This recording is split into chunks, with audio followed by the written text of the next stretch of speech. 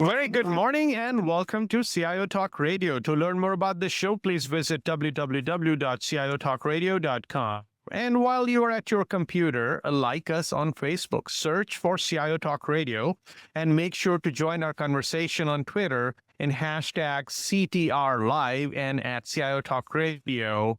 And look for this using your hashtag eDiscovery. Now, today's topic is eDiscovery, cost, risks, and remedy. And our guest for today's show is Karen Hendrickson, who's the Chief Litigation Support Officer with Hogan Lovells. Good morning, Karen. How are you? Good. I'm fine. Thank you. So I just was talking to you before we started that you are a brave soldier who is working in spite of all the damages that Sandy caused. Yeah. So how are things going? They're going just fine.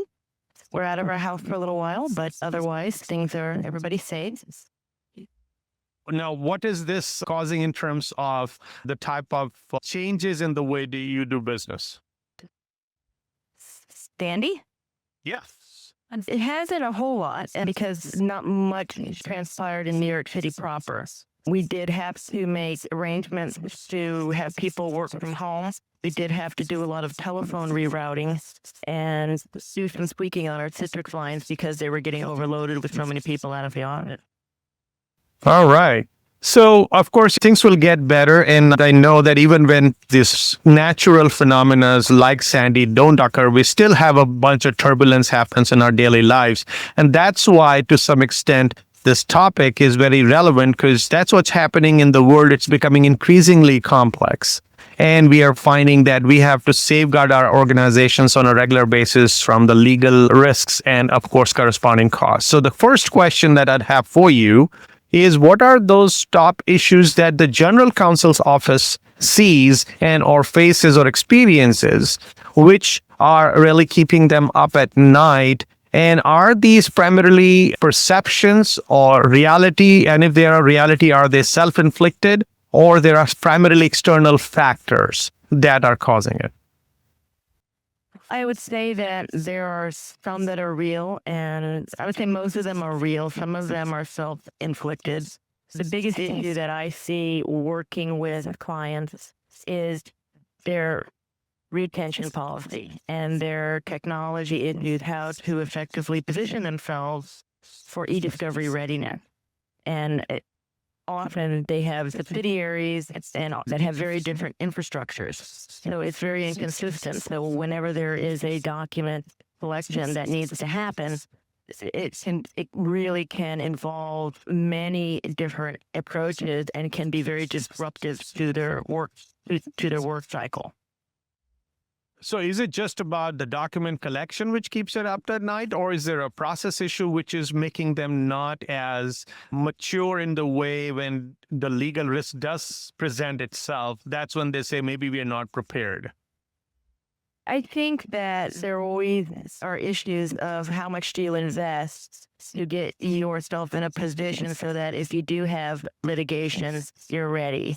With everybody scaling down to try to install an eDiscovery readiness tool across multiple offices, locations, and have an effective retention policy is extremely complex and costly.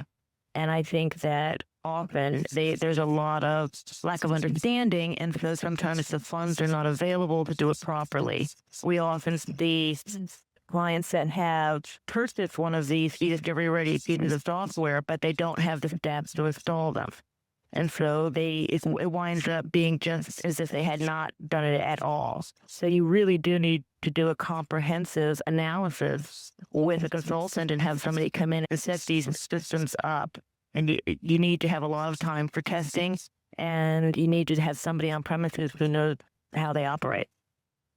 Now, you did mention about cost and or the budgets available. So while we have money perhaps allocated for any such legal issues that might come up, and we are even investing in the software portion, so where do we fall short in terms of the right investment, which is causing these issues in your view? I would say in the hardware infrastructure and in staff. I think that people across the board are trying to operate on a very lean staff And they have people who have been doing one approach, and they may be perfectly wonderful internal IT people, but they don't understand the nuances of the legal aspect of discovery. And so they're just not equipped to really set these things up and maintain them and test them appropriately from a legal perspective. So you really do need somebody who has eDiscovery knowledge and an understanding of the litigation lifecycle. Now, is this a catch-22 for general counsel's office that damn if I really bring everything in-house or damn if I don't, because cost in either case is going to be really creating a headache for me? Where are they saying which is a better poison to take? I'm seeing more and more firms bring these tools in-house. And the reason is when you have litigation, you can often have multiple issues going on at the same time. So you could have people on site collecting laptop data, really taxing the IT teams to export email and home drive files. And you could have people on the premises a lot that really just interferes with the work cycle. Also, if you don't have your retention strategy set up in an effective way, your systems are constantly overloaded. And somebody needs to really look at this and look at these issues of volume and put them into a system that might, for instance, deduplicate on the way in. Something so that you've already sifted through a lot of these processes. That will serve you well when you do your exports for processing by your law firm, because you could have already minimized your volume by 70%. Now, when you speak about costs, the cost could not necessarily only because the documents are not stored properly or we do not have the right tools to search them. Are there any peripheral costs which might be latent costs, but they are the ones which may be causing the true leakage?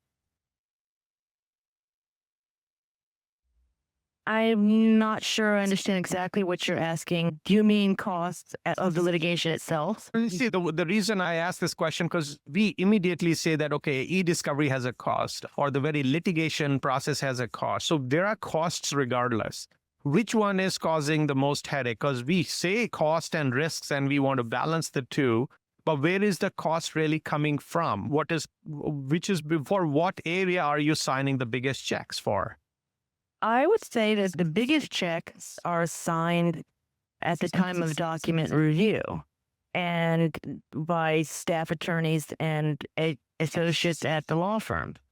And the only way to effectively get those volumes down is to have an appropriate way to minimize your documents as they exist within the company.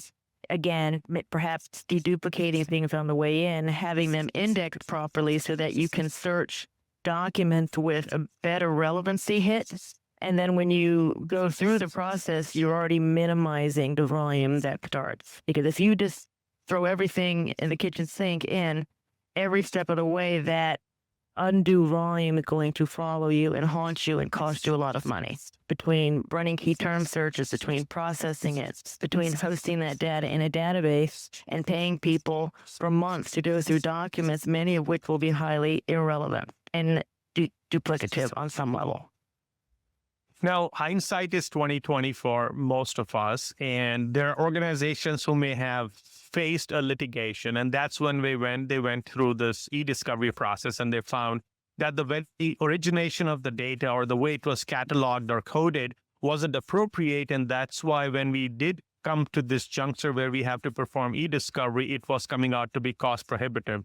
So the general counsel's office, some of them who have faced this, great, but others people are listening to horror stories from other organizations or their counterparts. What are they doing to tell people within the organization and or to their IT team to make sure that if at all, in the event they do have to go through this wrong or a bad type of an event or a litigation for that matter, they do not have to bury themselves with documents which they cannot figure out what to do with them?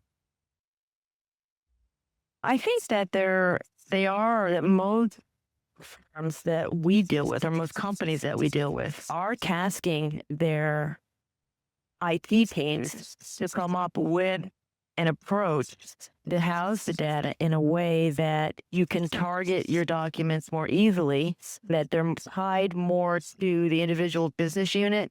Often, and this we see this a lot in pharmaceutical companies and science companies, they have huge networks with just servers with unstructured data. And that's really the biggest problem. So I think most in-house teams are asking that their IT come up with a more formalized structure and set parameters around how people can store data, where they can store data. For instance, a lot of firms prohibit any storage of anything on local hard drives. You're not allowed to write to your C drive, or you're not allowed to attach to your USB port. They block those. That way it minimizes all the duplicates. Say if somebody makes a backup of their Outlook every week, and then you have 50 PSCs, only with a 10% differential, you still have to process all of those files. And those costs add up quite a bit. Now, do you think IT would, of course, want to listen to what the General Counsel's office says and does try to implement, but there is always something or the other happening at the very business user level, which may cause you a heartburn later on, because then that's where you find where the problems are. So do you think IT and legal organizations within a corporations are really able to work together and finally get to that effective, ideal state, if you will? I think it's difficult. One of the issues that I see is that they take two IT guys and who've never done this before and tell them to do this project without really understanding the scope, without allowing them the appropriate budget or the appropriate training in order to get themselves up to speed. I also think that there's not enough interviewing of the end users. And what does it mean when their inbox is restricted to a certain volume? What does it mean that they have to put out assign a profile to every document that they put into the system? If you make a structured Outlook file site template, how often does that, how many people does that work for? And how many people are miserably frustrated all day with how that looks? Because the IT people get those calls. All right, so let's take a quick break. We'll be right back and then look at the cost. And this word cost is, of course, everybody gets concerned about. But is it only about the cost, or we are actually able to, or we are essentially in the overzealous pursuit of reducing the cost? We are unknowingly creating more risk for the organization. And in whether it is a cost or the risk, when we're talking about legal department as well as the IT department, who should be holding the bag? Who should be accountable to looking at both of these areas and make a decision? Please stay tuned, listeners. We'll be right back and explore.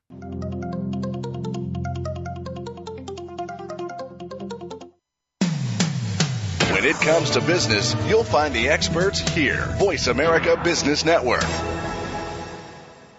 Take control of eDiscovery with flexible integrated solutions designed for early data assessment, processing, document review, and litigation presentation. LexisNexis offers comprehensive solutions that work together, as well as with other industry-leading tools, to help you maintain a seamless chain of custody throughout discovery. Most of these solutions can be offered in a hosted environment with access to fully customizable support resources dedicated to your success. From the boardroom to you, Voice America Business Network.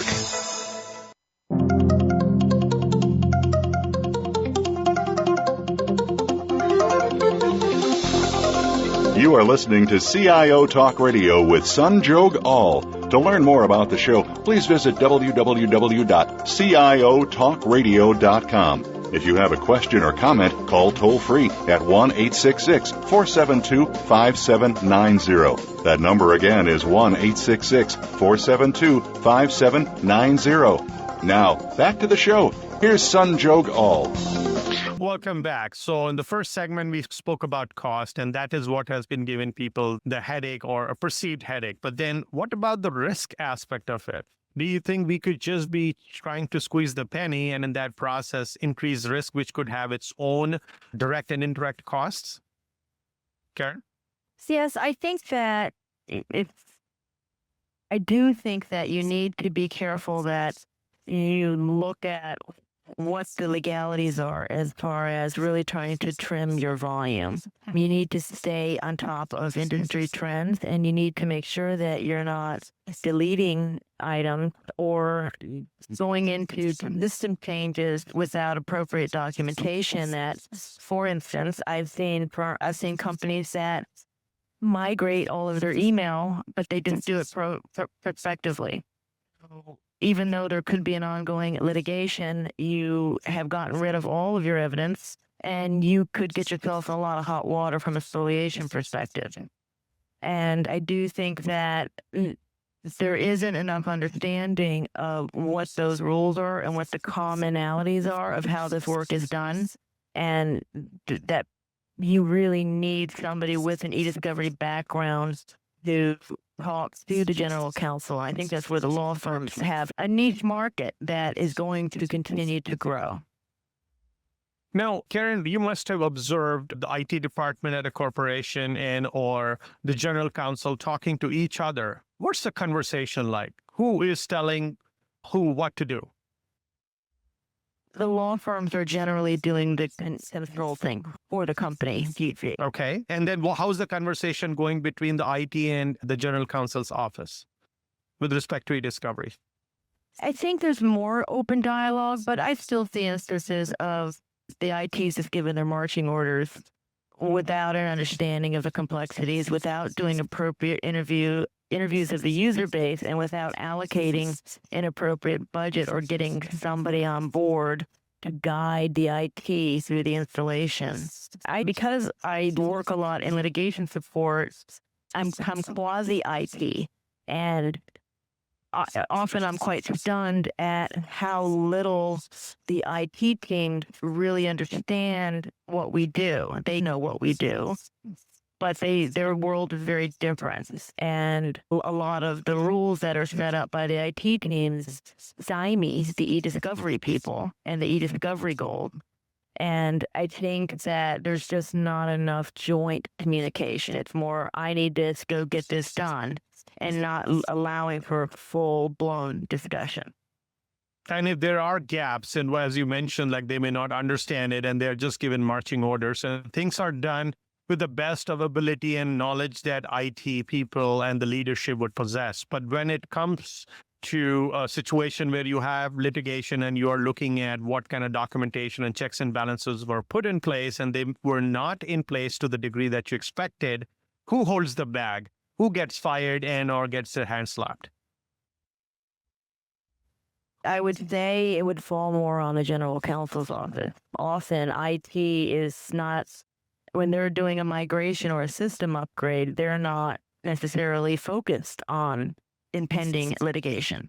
They're just told that their systems are about to crash, or they have other user bases that are like, the system's outdated, you're not doing your job, you need to get this stuff fixed up and up to date, we're behind the times, and they're not necessarily focused on that. So I would say that every general counsel's office needs to have somebody in-house that understands this. They need to have an eDiscovery director who can work with IT and start to outline some of the pitfalls when they're doing upgrades and migrations of systems.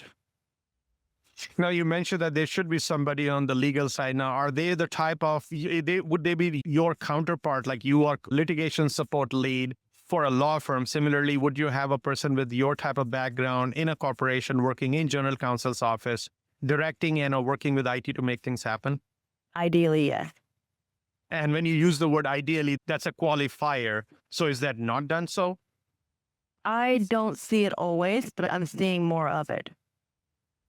Okay. And so that's, say that sometimes I see companies take somebody from the inside and designate them the eDiscovery person. And sometimes that works and sometimes it doesn't.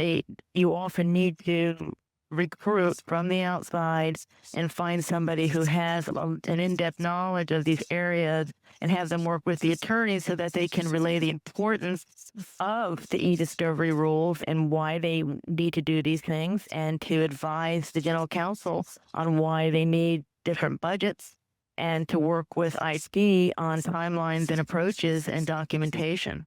I've seen more people in that role within corporations, but I wouldn't say it's universal.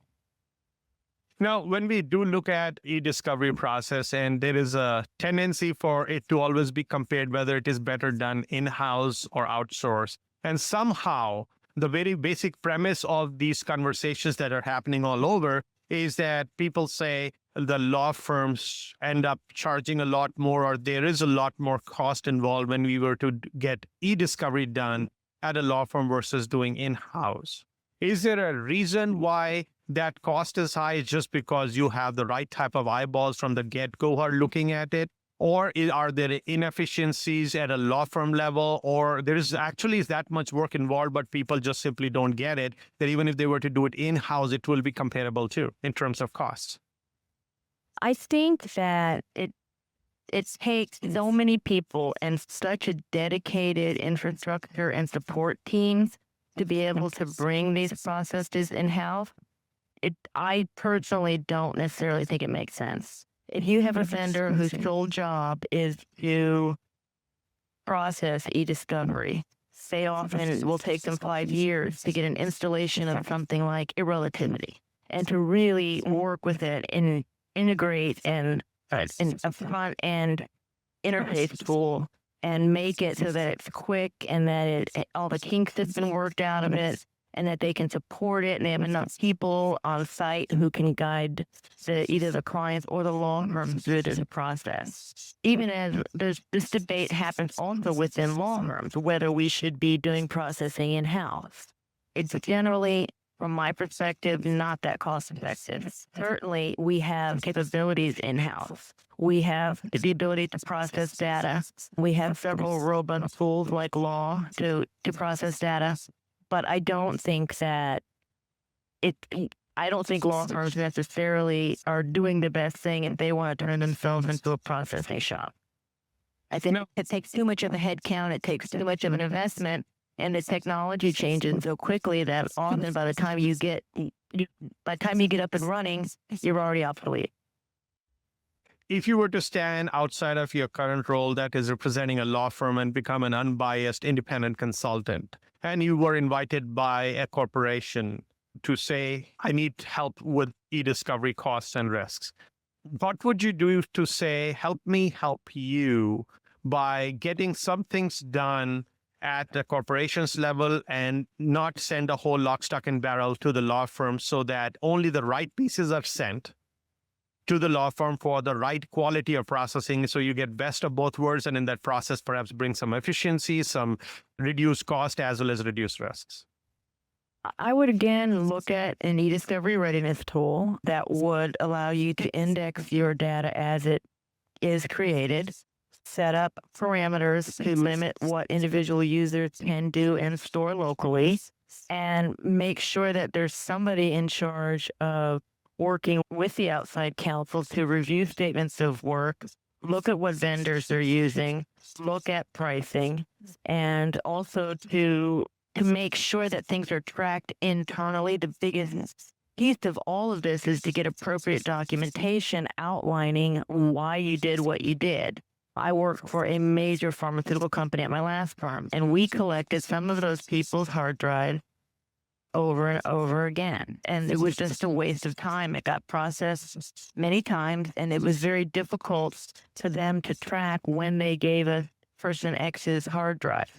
And often by the time you collected it the next time, it was not the same drive. So there needs to be a way to keep these. A lot of big companies keep retained drives in-house already for some of their key players so that you can just give it out to the different law firms for the different litigation that person happens to be involved with.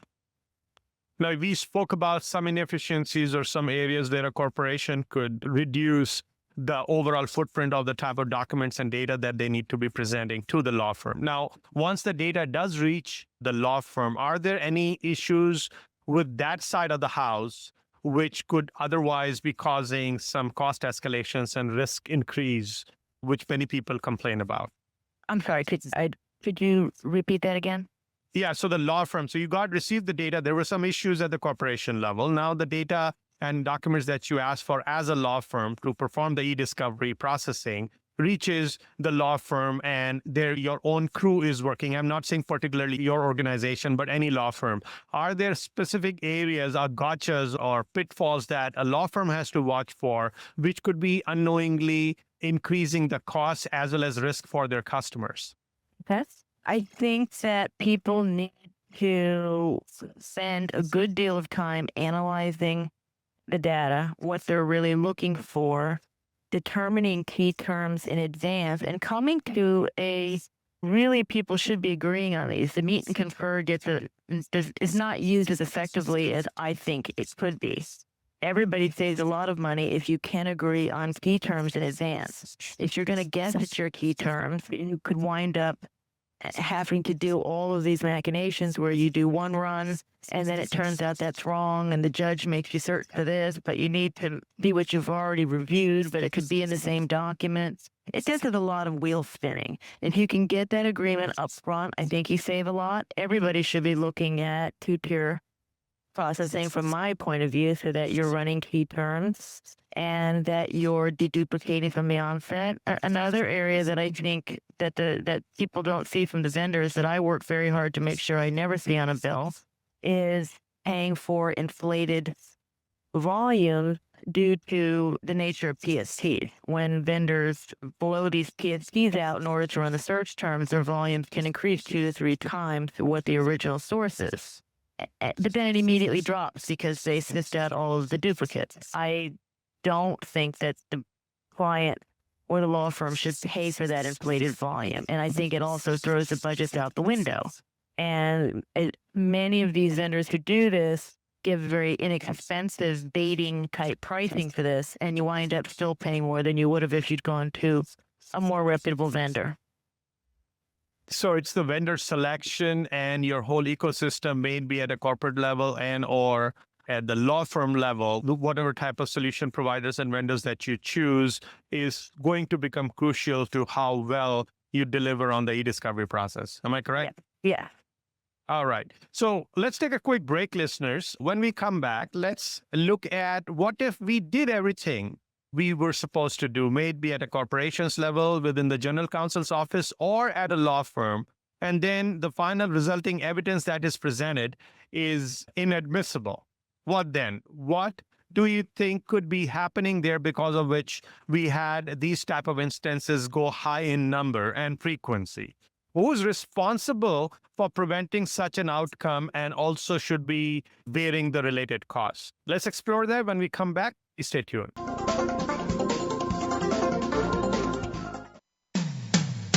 When it comes to business, you'll find the experts here.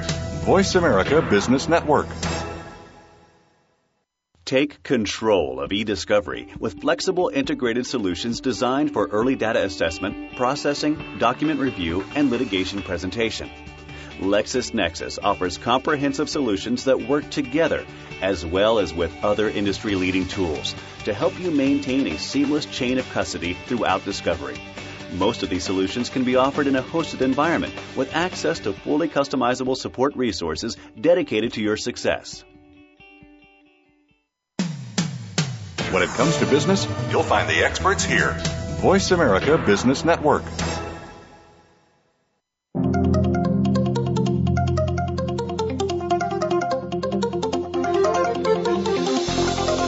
You are listening to CIO Talk Radio with Sanjog Aul. To learn more about the show, please visit www.ciotalkradio.com. If you have a question or comment, call toll-free at 1-866-472-5790. That number again is 1-866-472-5790. Now, back to the show. Here's Sanjog Aul. Welcome back. So despite bills having been paid and the resulting evidence may be inadmissible, what do you do then? Could such a result be recognized before the cost got so high or out of hand? Who's responsible for preventing such an outcome and bears the cost?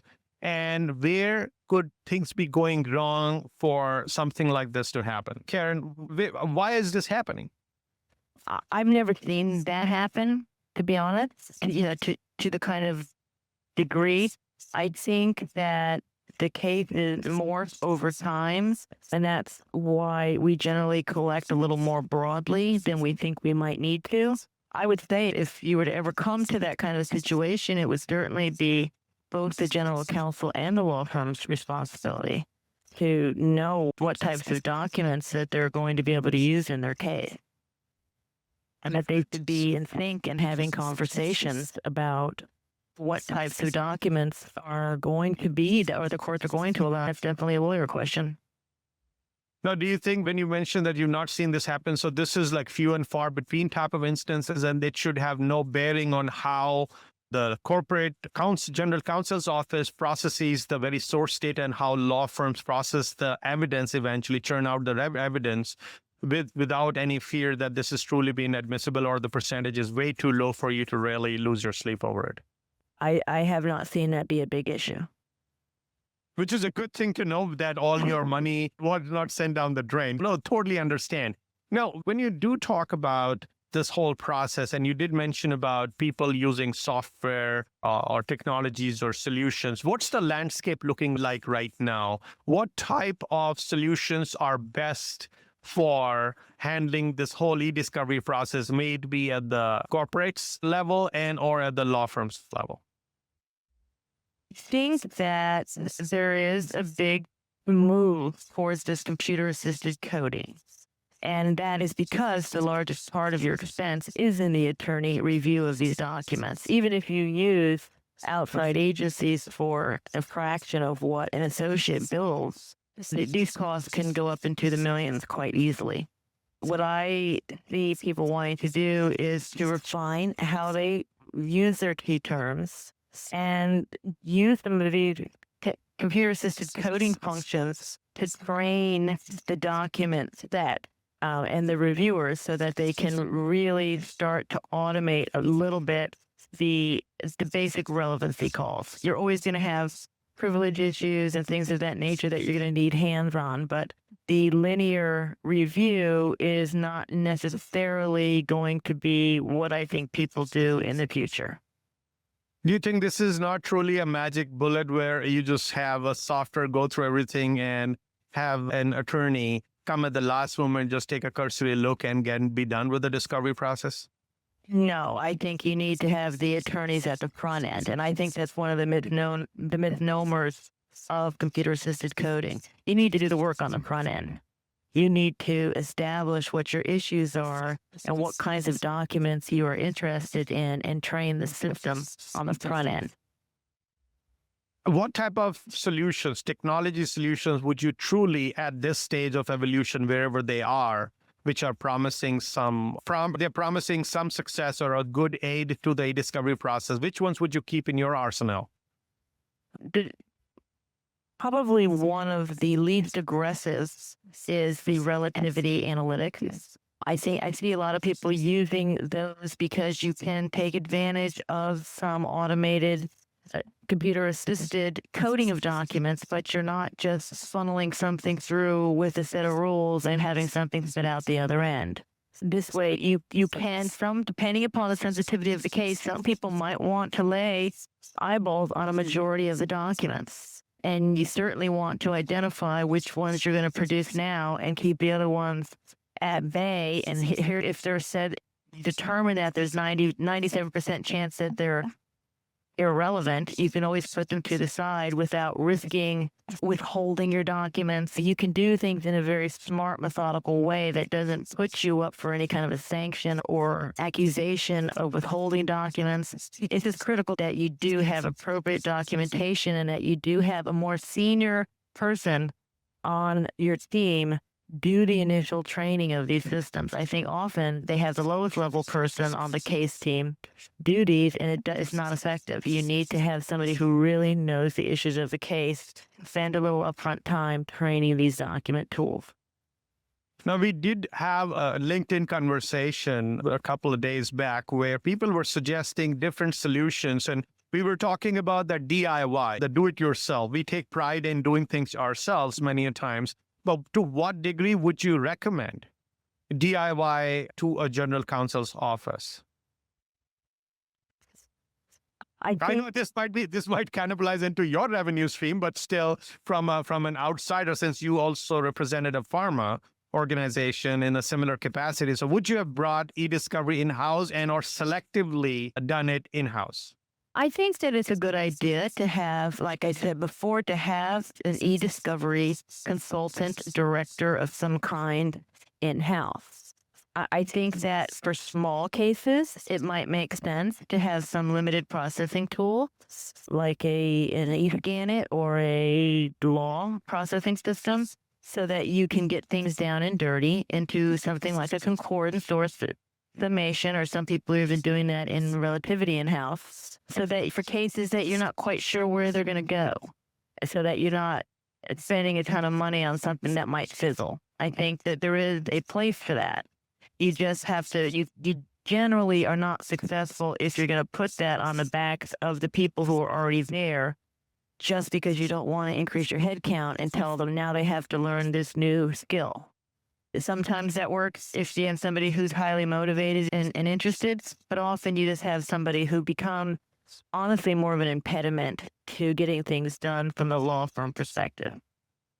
Now, the type of people you mentioned that you should have an eDiscovery director, just getting one person who understands both sides of the coin, which is the technology as well as the law, is that just about enough? Or there are some other upfront readiness checks and or readiness measures that we should put in place before someone even contemplates bringing the whole eDiscovery process in-house or even selectively?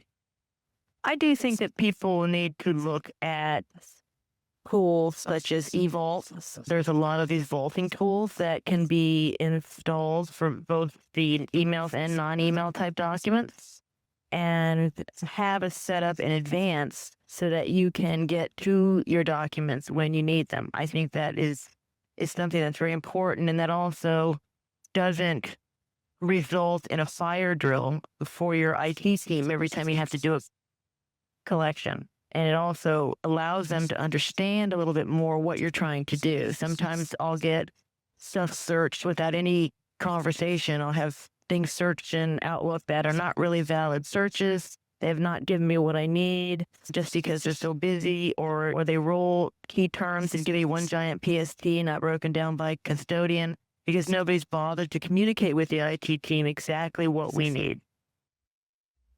So you did mention about putting a tool or two. What about the very process? Would you do the same old approach to handling any kind of litigations or related processing? Or if you're thinking to prepare the organization for doing a DIY eDiscovery, what process changes would you make?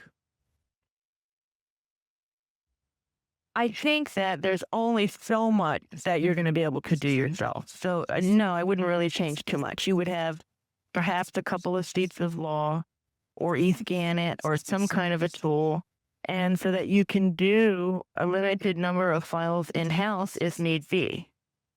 I don't necessarily see the benefit of setting up this full processing shop in-house. I just don't think that you get the kinds of efficiencies that you get when you have to have all of those labor costs when you could just pay somebody.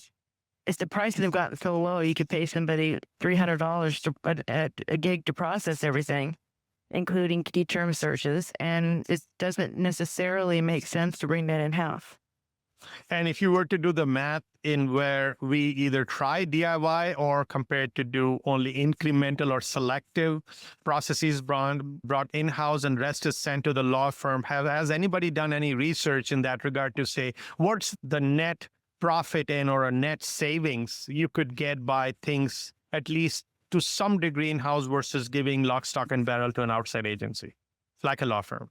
I have not seen those studies. I do know that there are firms that say that they do all of that in-house and that they charge by the gigabyte as a vendor does.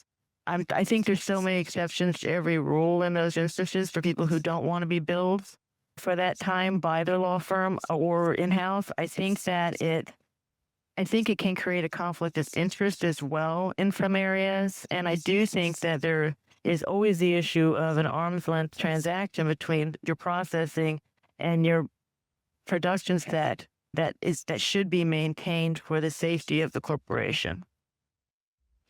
All right, let's take a quick break. Listeners, we'll be right back. And let's look at this whole e-discovery process, whether you do it in-house and or start working with organization outside or within a corporation, legal working with IT. This is a change management issue. People have not traditionally worked as closely, but now they are required to, and it doesn't happen overnight. So what does leadership at both legal and IT side have to do to prime their staff and also align their processes so that it is not too much of a challenge for either party and it becomes a good working relationship internally with the corporation and also then with any of the outside providers who are helping out? Please stay tuned. We'll be right back.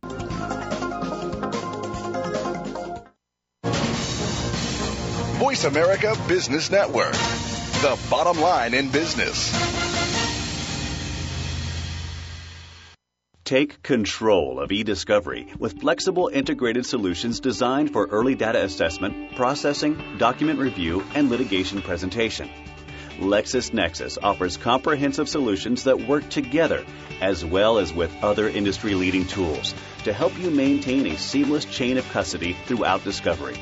Most of these solutions can be offered in a hosted environment with access to fully customizable support resources dedicated to your success. The business community's first choice in Internet Talk Radio, Voice America Business Network.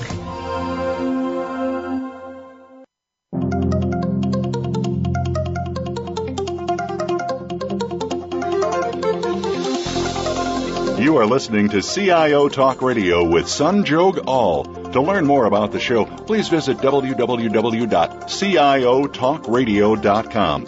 If you have a question or comment, call toll-free at 1-866-472-5790. That number again is 1-866-472-5790. Now, back to the show. Here's Sanjog Aul. Welcome back. So here comes the change management that is required, perhaps at all three levels: the general counsel's office within a corporation, IT department within a corporation, and the legal firms that are supporting the cause with respect to eDiscovery. So, Karen, what is it at the leadership level should change or must be done in order to make this a success? Because people at the operational level can keep remaining busy, but that may not result in the intended outcome. What have you seen the trends and or patterns in the organizations who have really pulled this off successfully? In a sense, I would say I can speak from a law firm perspective as well as in-house.